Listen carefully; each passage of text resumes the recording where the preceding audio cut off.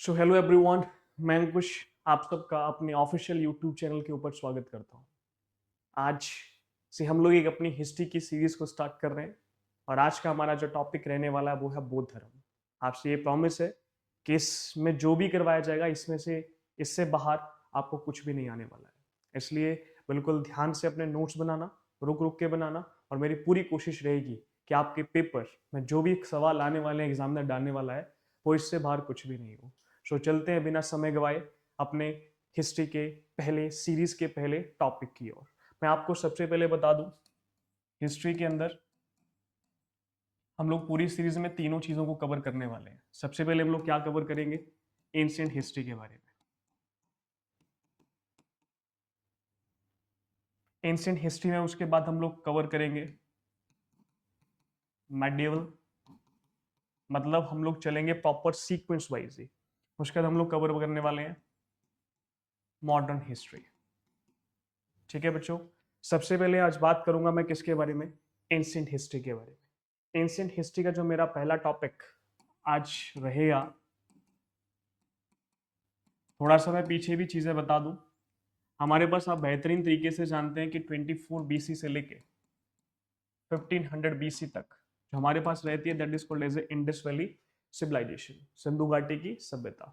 उसके बारे में हम लोग बाद में चर्चा करेंगे। एक और टॉपिक, एक और वीडियो इंडस वैली सिविलाइजेशन के ऊपर आपको आराम से मिलेगी, ठीक है? उसको भी आप देख सकते हैं।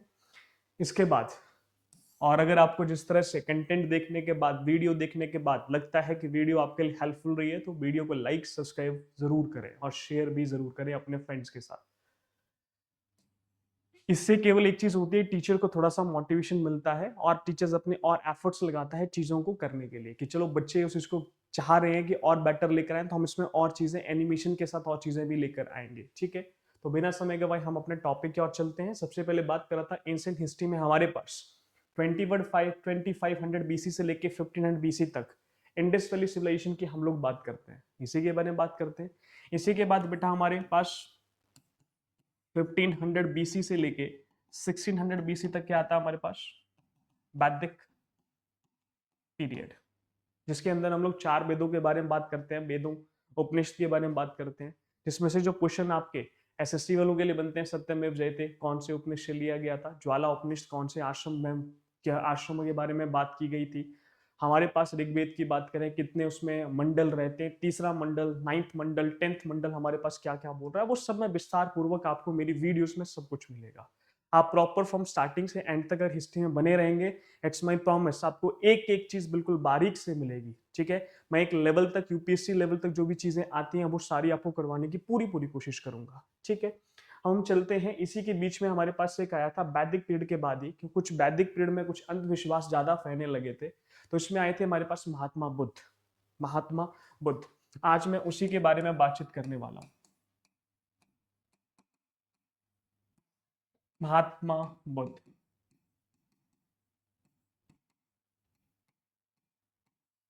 बच्चों सबसे पहले बात कर रहा हूँ किसके बारे में? महात्मा बुद्ध का नाम बुद्ध क्यों पड़ा, क्यों उनको गौतम बुद्ध के नाम से भी जाना जाता है? सबसे पहले बात करें इनका बर्थ। महात्मा बुद्ध का जो जन्म हुआ था वो हुआ था 563 बीसी में। कहां पर हुआ था? इनका जो बर्थ प्लेस था वो था हमारे पास लुम्बिनी। लुम्बिनी कहां पर है? नेपाल में। नेपाल में कहां पर बेटा? तराइन के पास, ठीक है? इसलिए महात्मा बुद्ध को क्या क्या बोला जाता है? महात्मा बुद्ध को लाइट ऑफ एशिया भी बोला जाता है और महात्मा बुद्ध को शाक्य मुनि भी बोला जाता है, ठीक है जी? ये दो सवाल, लाइट ऑफ एशिया के ऊपर क्वेश्चन पूछा था कि लाइट ऑफ एशिया किसे कहा जाता है, तो हमारे पास है उनका नाम है महात्मा बुद्ध। तो उसमें शाक्य मुनि किसे कहते हैं, वो भी नाम क्या है? महात्मा बुद्ध। इसके बाद अगर मैं बात करूं इनके बर्थ प्लेस की, तो क्या है इनका? नेपाल में तराइन के पास इनका क्या हुआ था? जन्म हुआ था। उसके बाद बात करें इनके पिता का नाम, पिता का नाम था सुशोधन, ठीक है? माता का नाम था महामाया। क्या नाम था? महामाया, ठीक है? इनके जन्म के समय में इनकी माता की क्या हो गई थी? मृत्यु हो गई थी। तो इनका जो जितना भी पालन पोषण किया था किसने किया था? इनकी मौसी ने किया था। इनकी मौसी का नाम था गौतमी,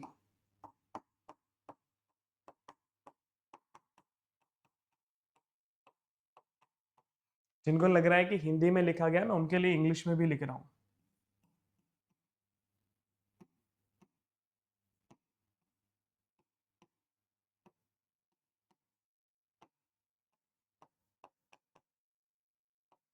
इनका पालन पोषण की मौसी ने किया था, इसलिए इनका जो नाम है वो गौतम बुद्ध के नाम से भी हम लोग इनको बुलाते हैं। इज इट क्लियर यहां तक? इसके बाद अगर हम लोग बात करें,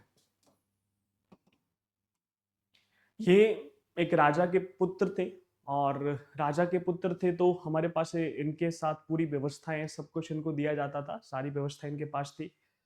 और इनको कभी भी, इनके पिताजी का ऐसा मानना था कि कभी ये दुख को देख ना पाए, ठीक है, तो कभी इनको घर से बाहर नहीं भेजा जाता था। तो एक समय की बात है, महात्मा बुद्ध एक दिन विचार करते कि मुझे घर से एक दिन बाहर इस भ्रमण करने जाना है, इस अपने ही प्रजा, अपने जो साम्राज्य है उसका चक्कर लगाना है।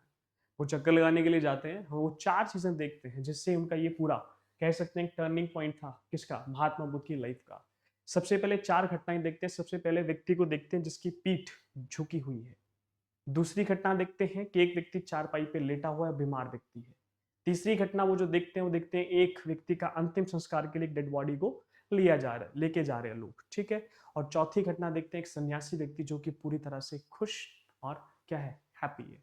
तो इन चार घटनाओं के बाद महात्मा बुद्ध कुछ चीजों को विचार करते हैं, ठीक है, कि ये कैसा जीवन, पूरा दुखों से भरा हुआ। एक सन्यासी व्यक्ति जिसने एक भगवा कपड़ा डाला है और भगवान का नाम जप रहा है, पूरी तरह से खुश। तो ये सत्य जीवन का है क्या? हम लोग इस जीवन में आए क्यों हैं? हमारा जीवन कहाँ तक जाएगा? और औचित्य क्या है, पर्पस क्या है? तो उसको खोजने के लिए वो कोशिश करते हैं। इसलिए 16 वर्ष की आयु में उनका विवाह हो गया था। 16 वर्ष की आयु में किसके साथ? यशोधरा के साथ। उनका एक बेटा था, सन, जिसका नाम था राहुल। क्या नाम था? राहुल। 29 वर्ष की आयु में, 29 एज, गृह त्याग। और इसी गृह त्याग और इसी घटना को बोला जाता है महापरिनिर्वाण। इसी घटना को बोला जाता है महापरिनिर्वाण। तब तक इसको नोट करें आप लोग सारे आराम से।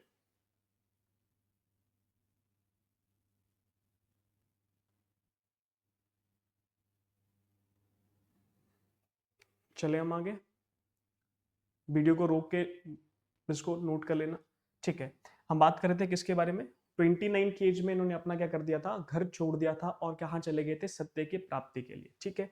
और इस घटना को बोला जाता है महाभिनिष्क्रमण। अच्छा, ओके, लेट्स महापरिनिर्वाण। निर्वाण कहते हैं मृत्यु को, ओके। यहाँ थोड़ा सा ठीक करना है इसको, महाभिनिष्क्रमण कहते हैं उसे। घटना का ध्यान रखना, ये घटनाक्रम आते हैं, महाभिनिष्क्रमण उसको कहते हैं हम लोग, ठीक है। अब हम चल रहे आगे।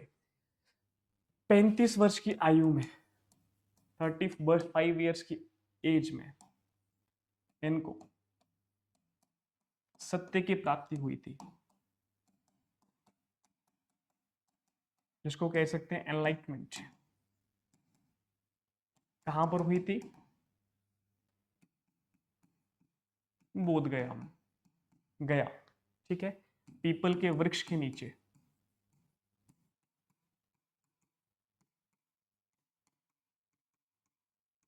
पीपल के वृक्ष के नीचे। और एक और था, निरंजना रिवर के किनारे। लिख रहा हूं, on the bank of Niranjana river. एक और चीज इंपॉर्टेंट ध्यान रखना, ठीक है, 3 रिवर्स इंपॉर्टेंट आती हैं यहाँ पे बेटा, ध्यान रखना। जब महात्मा बुद्ध ने संन्यास लिया, ठीक है, जब महात्मा बुद्ध ने संन्यास लिया तो कौन से रिवर के किनारे संन्यास लिया था? तो वो रिवर थी मेरे पास अनोमा रिवर। कौन सी रिवर थी? अनोमा रिवर। और उन्होंने क्या, उनको सत्य की प्राप्ति हुई, ठीक है, एनलाइटमेंट हुई, कहां पर? पीपल के वृक्ष के नीचे, बोध गया में। और कौन सी? Bank of the river of the Niranjana river. और यहां एक और सवाल,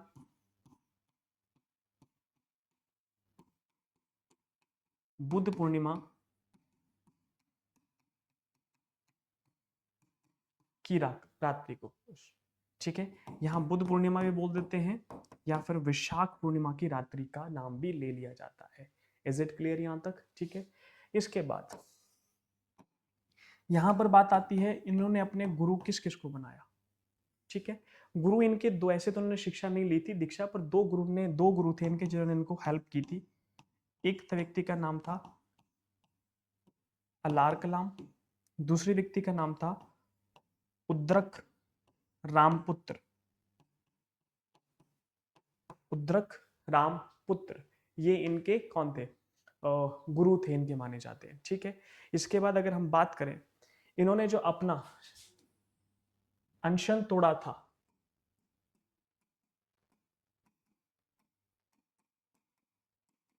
सत्य की प्राप्ति के लिए जब इन्होंने 5 6 साल 6 साल ये भूखे रहे थे, तो ऑटोमेटिक इन्होंने अपना अनशन तोड़ा था। तो एक कन्या जिन्होंने उसको इनको खीर खिलाई थी, उस कन्या का नाम था सुजाता गर्ल। ठीक है, क्या खिलाई थी? खीर। खीर खाकर अपना अनशन तोड़ा था। इज इट क्लियर यहां तक? इसके बाद बात करते हैं, इन्होंने अपने शिष्य बनाए। इन्होंने सबसे पहले 2 शूद्र को दीक्षा दी थी।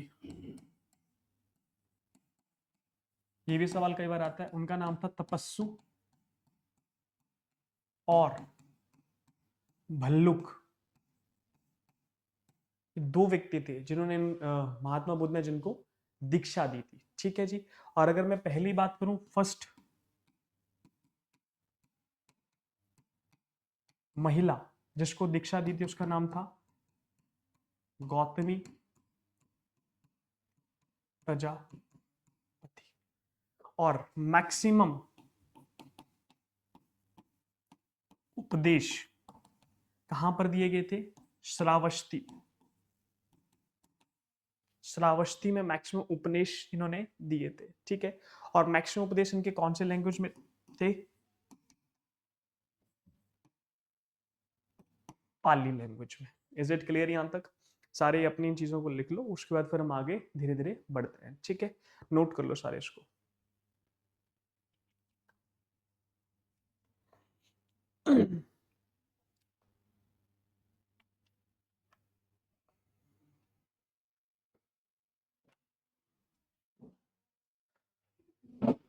ठीक है, इसके बाद अगर मैं आगे चलूं, इनके जो फेमस डिसिपल रहे हैं, या कह सकते हैं फेमस, हिंदी में बात करूं शिष्य, उनमें से एक व्यक्ति का नाम था आनंद, और दूसरे व्यक्ति का मैं बात इंपॉर्टेंट ले लूं, that is called as Upali. यही नहीं रहे, और भी रहे हैं, पर मैं इंपॉर्टेंट जो नाम बार बार आता है वो ये 2 का नाम बार बार आता है। किस किस का? आनंद और उपाली का। ठीक है, 483 बीसी में इनकी मृत्यु।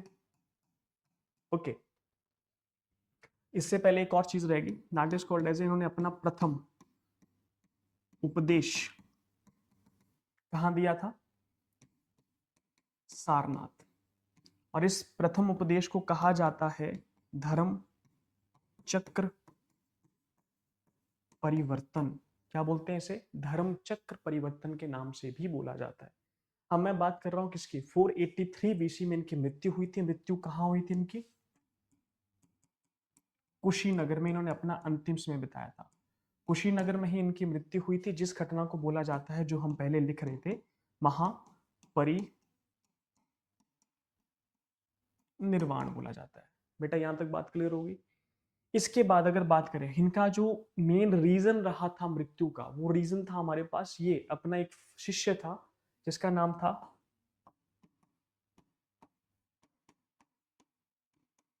चुंद लोहार। क्या नाम था? चुंद लोहार। उसके पास गए थे ये, वहां पर चुंद लोहार ने महात्मा बुद्ध के लिए जो खाने में दिया था वो था सुअर का मांस। ठीक है, इनका कुछ डाइजेशन ठीक ना होने की वजह से, इनको डायसेंट्री होने की वजह से खाना पचा नहीं पाए, उस वजह से इनकी क्या हो गई थी? मृत्यु हो गई थी। ये हमारे पास कुछ इंपॉर्टेंट पॉइंट्स है किसके रिगार्डिंग? महात्मा बुद्ध के रिगार्डिंग, जो कि आपके एग्जामिनेशन पॉइंट ऑफ व्यू से बहुत इंपॉर्टेंट रहते हैं। और कुछ हम अगर चाहूं इंपॉर्टेंट, तो गौतम बुद्ध के सारथी का नाम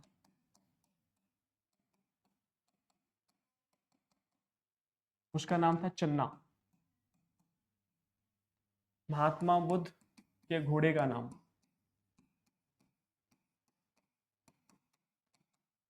उसका नाम था कंथक।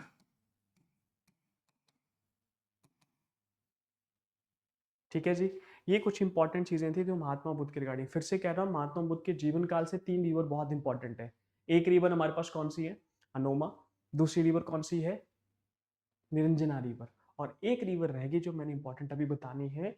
महात्मा बुद्ध का जो मृत्यु का टाइम था ये कहां पर हुआ था? कुशीनगर में। कहां पर हुई थी? कौन सी रिवर के किनारे? वो लिखते हैं हम लोग, on the bank of river Hiranyavati.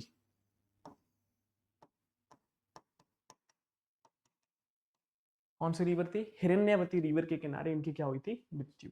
फिर से कह रहा हूं, एक एक चीज इंपॉर्टेंट नोट करना। फिर से प्रॉमिस कर रहा हूं कि इस जो लिखवा रहा हूं इससे बाहर कुछ भी नहीं आएगा।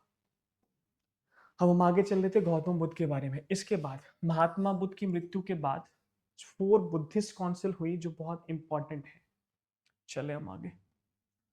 4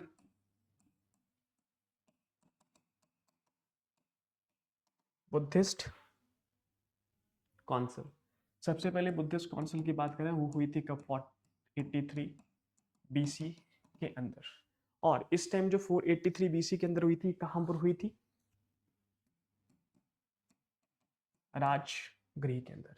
इज इट क्लियर यहां तक? इसमें जो हमारे पास उस टाइम राजा हुआ करते थे उनका नाम था अजात शत्रु। क्या नाम था? अजात शत्रु उनका नाम था। ठीक है जी। और इस सभा के जो चेयरमैन थे उनका नाम था महाकश्यप। क्या नाम था? महाकश्यप। ठीक है जी, इंपॉर्टेंट है, इसको नोट कर लें यहाँ पे। इन्हीं के ही दो, देखो इनके जितने भी ग्रंथ ग्रंथ हैं उनको कौन सी भाषा में है? कौन सी भाषा में है? पाली भाषा में। अभी बोल चुका हूं मैं, पाली भाषा में। इसलिए इन ग्रंथों को बोला जाता है त्रिपिटक। क्या बोलते हैं? त्रिपिटक। ध्यान रखना, शुद्ध त्रिपिटक इस टाइम। और एक बात कर लेते हैं, विनय त्रिपिटक इनके टाइम पे ही था। किसके टाइम पे बात कर रहा हूं मैं? अजातशत्रु महाकश्यप के टाइम पे। ध्यान रखना, फर्स्ट बुद्धि काउंसिल की बात कर रहा हूं। ठीक है जी। अजातशत्रु, कालाशोक, अशोक, कनिष्क जो कुंडन वन में हमारे पास हुआ था, ये सीक्वेंस है। राजगृह, वैशाली, पाटलिपुत्र, कुंडन वन, इस तरह से सीक्वेंस है। पर मैं एक एक चीज अभी आपको लिख के बता रहा हूँ। ठीक है। दूसरी बात करें, हमारे पास दूसरी हुई थी 383 बीसी के अंदर। राज के दूसरी कहां पर हुई थी? वैशाली में। ठीक है जी।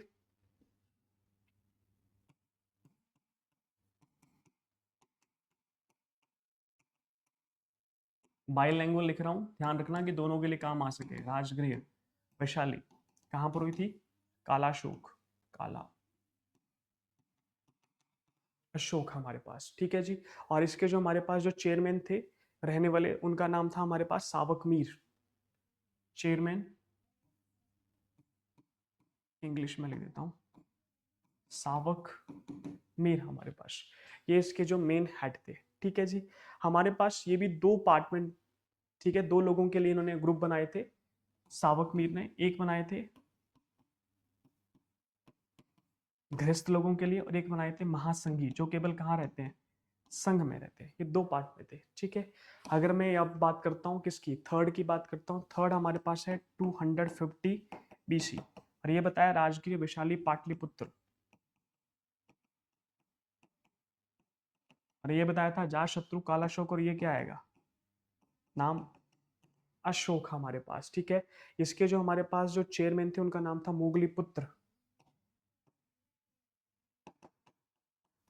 क्या नाम था इनका? मोगली पुत्र। और इन्हीं के ही टाइम पे हमारे पास चौथा, अपना तीसरा जो त्रिपिटक था वो आया था। कौन सा था त्रिपिटक? उसका नाम था अभिधम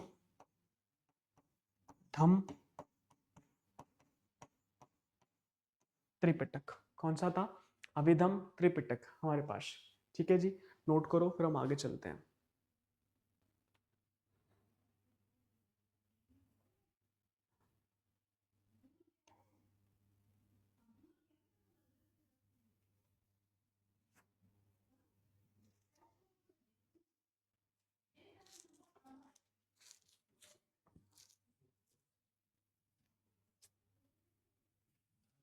चलिए बेटा,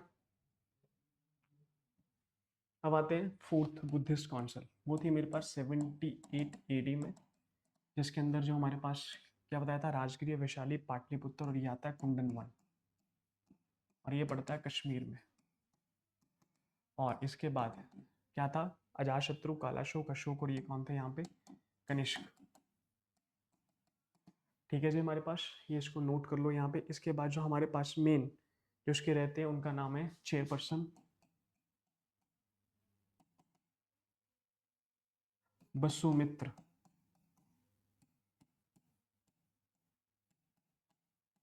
अश्वघोष इसको बोल लो वाइस चेयरपर्सन, लिख सकते हैं इसको। ठीक है, ये हमारे पास इंपॉर्टेंट होगी बात है। ठीक है, इसमें हाँ ठीक है, इंपॉर्टेंट। इसके बाद अगर बात करें बौद्ध धर्म, दो पार्ट में डिवाइड हो गया। एक मेरे पास बनता है हीनयान, एक आता है मेरे पास महायान। क्या क्या आता है, हीनयान और महायान। अगर मैं हीनयान की बात करूं, जो या फिर who do not, did not believe in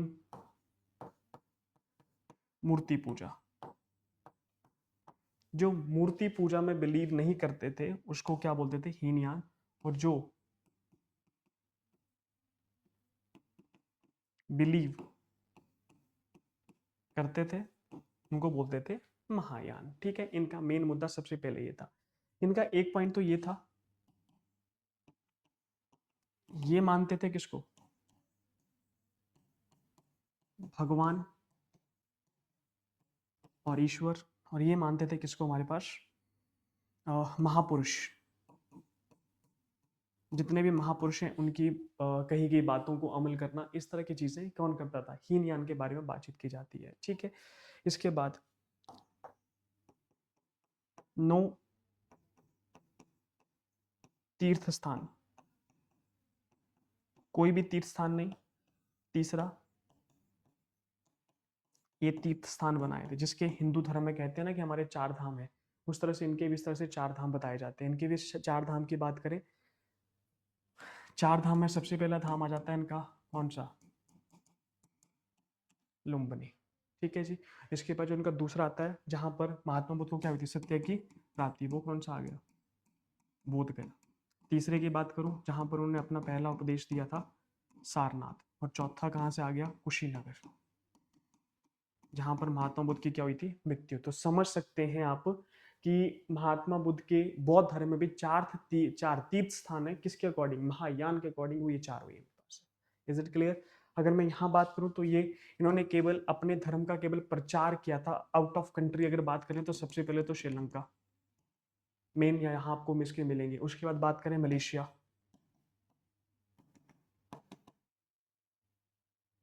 Indonesia.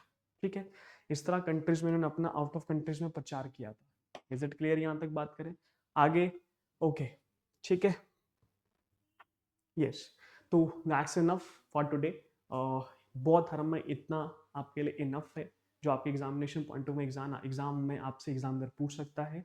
So thank you and have a nice day. आप लोग को फिर से एक बार चीज़ बता दो, यदि आपको वीडियो पसंद आई है तो वीडियो को लाइक सब्सक्राइब जरूर करें, और वीडियोस के लिए मेरे को कमेंट में जरूर बताएं कि सर और वीडियोस लेकर आएँ। फिर से मैं एक बार प्रॉमिस वही आपसे करूंगा कि कोई भी चीज़ ऐसी नहीं आएगी जो इस वीडियो से बाहर होगी।